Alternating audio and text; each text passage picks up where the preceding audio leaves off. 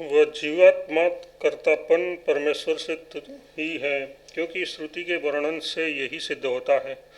बृहदारण्य में कहा है कि जो जीवात्मा में रहकर उसका नियमन करता है वह अंतर्यामी तेरा आत्मा है।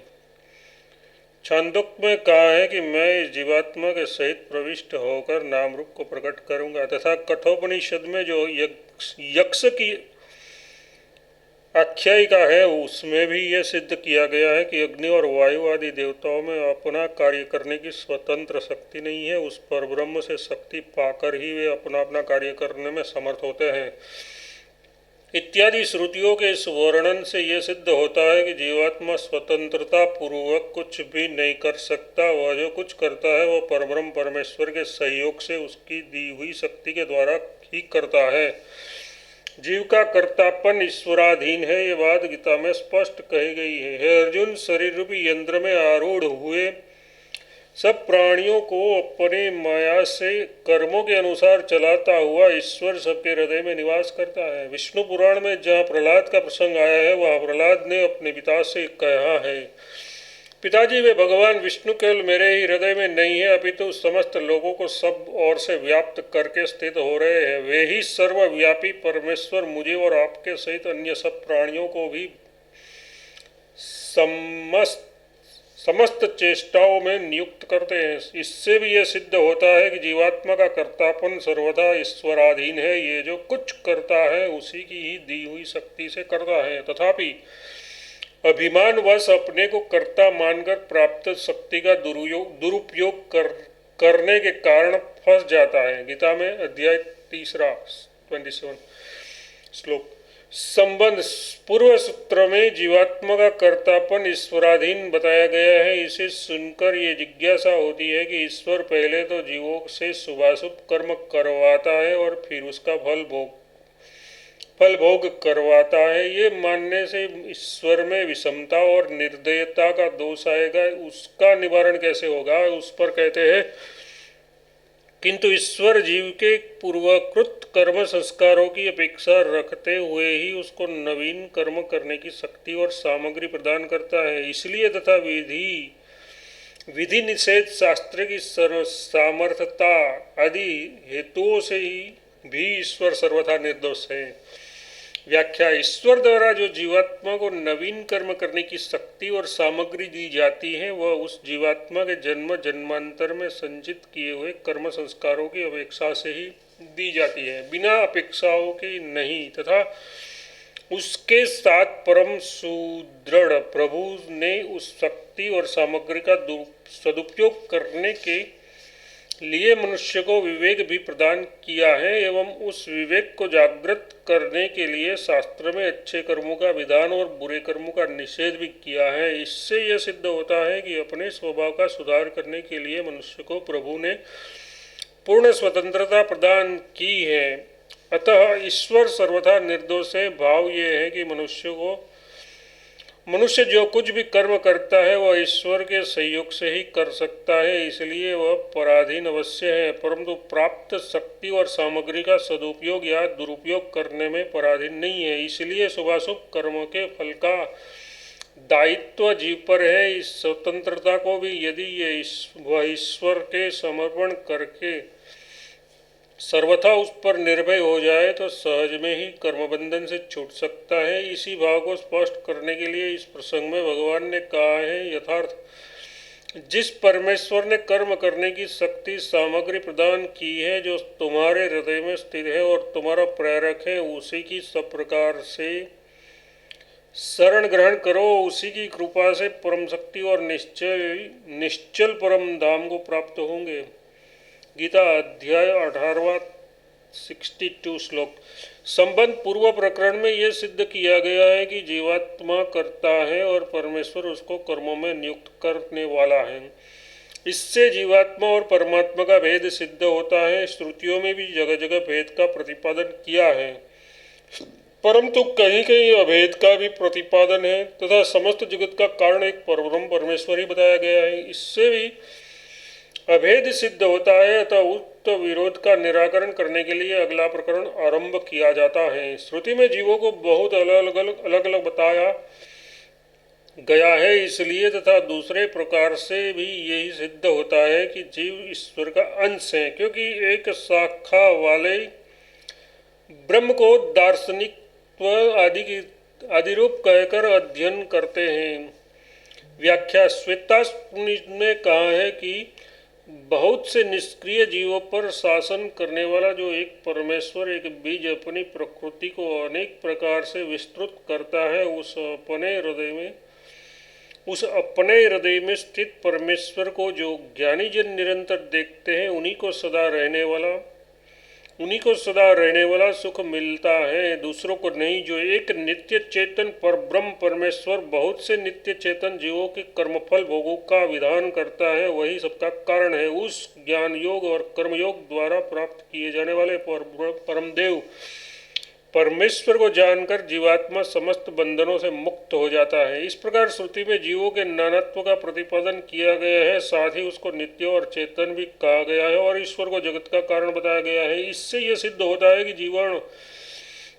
जीवगण परमेश्वर के अंश है। केवल इतने ही नहीं, प्रक्रांत से भी जीवगण ईश्वर के अंश सिद्ध होते हैं, क्योंकि अथर्ववेद की शाखाओं वाले के ब्रह्मसूत्र में ये पाठ है कि ब्रह्मदासा ब्रह्मे कीवत्वा, यथार्थ ये केवट ब्रह्म है, दास ब्रह्म है तथा ये जुआरी भी ब्रह्म ही है। इस प्रकार जीवों के बहुत्व और रूपत ब्रह्म रूपता का भी वर्णन होने से यही सिद्ध होता है कि जीव ईश्वर के अंश है। यदि जीवों को परमेश्वर का अंश न मानकर सर्वदा भिन्न तत्व माना जाए, तो जो पूर्वोक्त श्रुतियों में ब्रह्म को जगत का एकमात्र कारण कहा गया है और उन दास की कित्वों को ब्रह्म कहा गया है, उस कथन में विरोध आएगा।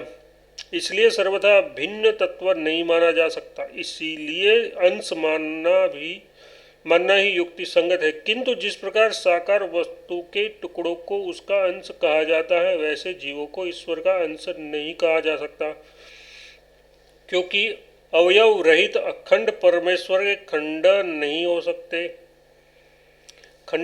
सकते। अतः एवं कार्य कारण भाव से ही जीवों को परमेश्वर का अंश मानना उचित है, तथा वह कार्य कारण भाव भी इसी रूप में है कि प्रलय काल में अव्यक्त रूप से परब्रह्म परमेश्वर में विलीन रहने वाले नित्य और चेतन जीव सृष्टि काल में उसी परमेश्वर से प्रकट हो जाते हैं और पुनः संहार के समय उन्हीं में उस जीवों का लय होता है तथा उसके शरीरों की उत्पत्ति भी उस ब्रह्म से ही होती है। ये बात श्रीमद् भागवत गीता में इस प्रकार स्पष्ट कही गई है।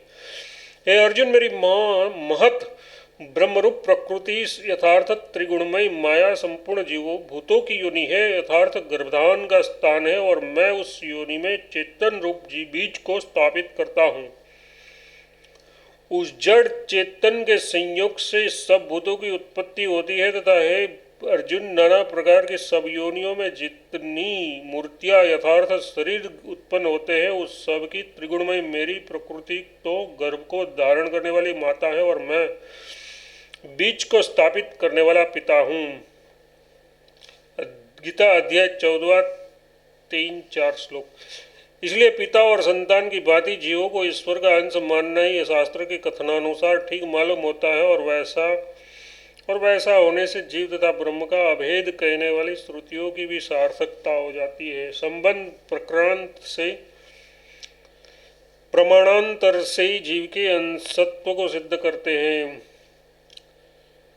मंत्र के शब्दों से भी यही बात सिद्ध होती है। व्याख्या मंत्र में कहा है कि पहले जो कुछ वर्णन किया गया है उतना तो इस परब्रह्म परमेश्वर का महत्व है ही, वह परम पुरुष उससे अधिक भी है। समस्त जीव समुदाय इस परब्रह्म का एक पाद मतलब अंश है और इसके 3 पाद अमृत स्वरूप दिव्य मतलब सर्वथा अलौकिक अपने ही विज्ञानानंद स्वरूप में है। इस प्रकार मंत्र से शब्दों में स्पष्ट ही समस्त जीवों को ईश्वर का अंश बताया गया है। इससे भी यह सिद्ध होता है कि जीवगण परमेश्वर के अंश है। संबंधी उसी बात को स्मृति प्रमाण से सिद्ध करते हैं। इसके सिवा भगवत गीता आदि में यही स्मरण भी किया गया है। व्याख्या ये बात केवल मंत्र में ही नहीं कही गई है, अपितु गीता में साक्षात भगवान श्री कृष्ण ने भी इसका अनुवादन किया है। इस जीवलोक में ये जीव समुदाय मेरा ही अंश है। इस प्रकार 10वें अध्याय में अपनी मुख्य मुख्य विभूतियों अर्थात अंश समुदाय का वर्णन करके अंत में कहा है कि अर्जुन, तुझे इस बहुत भेदों को अलग अलग जानने से क्या प्रयोजन है।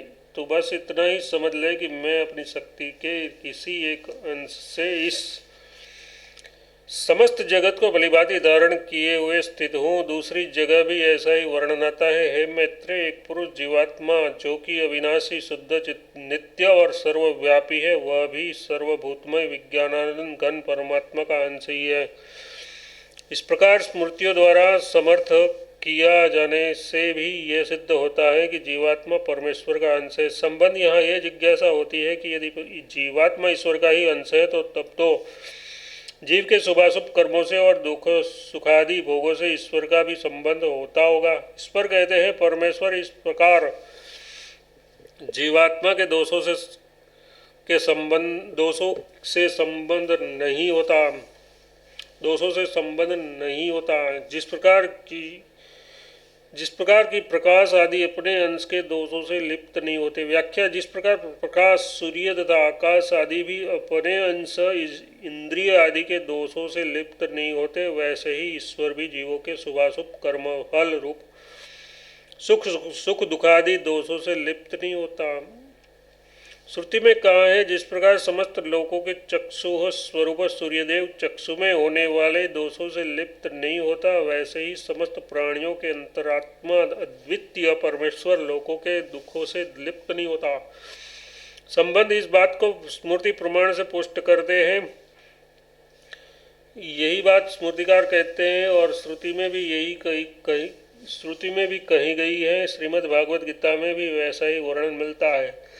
अर्जुन, वह अविनाशी परमात्मा अनादि और गुणातीत होने के कारण शरीर में स्थित हुआ भी न तो स्वयं करता है और न सुख दुखादि फलों से भी लिप्त ही होता है। गीता अध्याय 13 31 श्लोक। इसी प्रकार दूसरी जगह भी कहा है कि उन दोषों में जो परमात्मा नित्य और निर्गुण कहा गया है, वह जिस प्रकार कमल का पत्ता जल में रहता हुआ जल से लिप्त नहीं होता, वैसे ही वह जीव के कर्मफलों से लिप्त नहीं होता। महाभारत शांति पर्व। इस प्रकार श्रुति में भी कहा है कि उन दोनों में से एक जीवात्मा तो पीपल के फलों को यथार्थ कर्मफल सुख दुखों को भोगता और परमेश्वर न भोगता हुआ देखता रहता है। इससे भी यह सिद्ध होता है कि परमात्मा किसी प्रकार के दोषों से लिप्त नहीं होता। संबंध यहाँ यह जिज्ञासा होती है कि जब सभी जीव एक ही परमेश्वर के अंश है, तब किसी एक के लिए जिस काम को करने की आज्ञा दी जाती है, दूसरे के लिए उसी का निषेध क्यों किया जाता है। शास्त्र में जीवों के लिए भिन्न भिन्न आदेश दिए जाने का क्या कारण है। इस पर कहते हैं, विधि और निषेध ज्योति आदि की भांति शरीरों के संबंध से ही भिन्न भिन्न प्रकार के शरीरों के साथ जीवात्माओं का संबंध होने से उसके लिए अनुज्ञा और निषेध का भेद अनुचित नहीं है। जैसे श्मशान की अग्नि को त्याज्य और यज्ञ की अग्नि को ग्राह्य बताया गया है, तथा जैसे शूद्र को सेवा करने के लिए आज्ञा दी है और ब्राह्मण के लिए सेवा वृत्ति का निषेध किया गया है, इस प्रकार सभी जगह समझ लेना चाहिए। शरीरों के संबंध से यथा योग्य भिन्न भिन्न प्रकार का विधि निषेध रूप आदेश उचित ही है, उसमें कोई विरोध नहीं है। संबंध यहाँ यह जिज्ञासा होती है कि उक्त प्रकरण से विधि निषेध की व्याख्या होने पर भी जीवात्माओं को विभु मानने से उसका और कर्मों का अलग अलग विभाग कैसे होगा। इस पर कहते हैं, इसके सिवा शरीरों के आवरण से व्यापकता का निरोध होने के कारण उसका तथा उसके कर्मों का मिश्रण नहीं होगा। व्याख्या, जिस प्रकार कारण शरीर का आवरण होने से जब सब जीवात्मा विभु होते हुए भी प्रलय काल में एक नहीं हो जाते, उसका विभाग विद्यमान रहता है, वैसे ही सृष्टि काल में शरीरों के संबंध से जब जीवों की परस्पर व्याप्ति न होने के कारण उसके कर्मों का मिश्रण नहीं होता, विभाग बना रहता है। क्योंकि शरीर अंतःकरण और अनादि कर्म संस्कार आदि के संबंध से उसकी व्यापकता परमेश्वर की भांति नहीं है, किंतु सीमित है। अतः एवं जिस प्रकार शब्द मात्रा की आकाश में व्याप्ति होते हुए भी प्रत्येक शब्द का परस्पर मिश्रण नहीं होता, उनकी भिन्नता बनी रहती है, तभी तो एक ही काल में भिन्न भिन्न देशों में बोले हुए शब्दों को भिन्न भिन्न स्थानों में भिन्न भिन्न मनुष्य रेडियो द्वारा अलग अलग सुन सकते हैं। इसमें कोई अड़चन नहीं आती। उन शब्दों का विभुत्व और अमिश्रण दोनों रह सकते हैं। वैसे ही आत्माओं का भी विभुत्व उनके अमिश्रण में बाधक नहीं है, क्योंकि आत्म तत्व तो शब्द की अपेक्षा अत्यंत सूक्ष्म है। उसके विभु होते हुए परस्पर मिश्रण न होने में तो कहना ही क्या है। संबंध यहाँ तक जीवात्मा परमात्मा का अंश है तथा वह नित्य और प्रविभु है। इस सिद्धांत का श्रुति स्मृतियों के प्रमाण से और युक्तियों द्वारा भी भलीभांति प्रतिपादन किया गया तथा अंशासी भाव के कारण अभेद प्रतिपादक श्रुतियों की भी समर्थता सिद्ध की गई। अब तो लोग जीवात्मा का स्वरूप अन्य प्रकार से मानते हैं, उनकी वह मान्यता ठीक नहीं है। इस बात को सिद्ध करने के लिए अगला प्रकरण आरंभ करते हैं। आभासा एव च।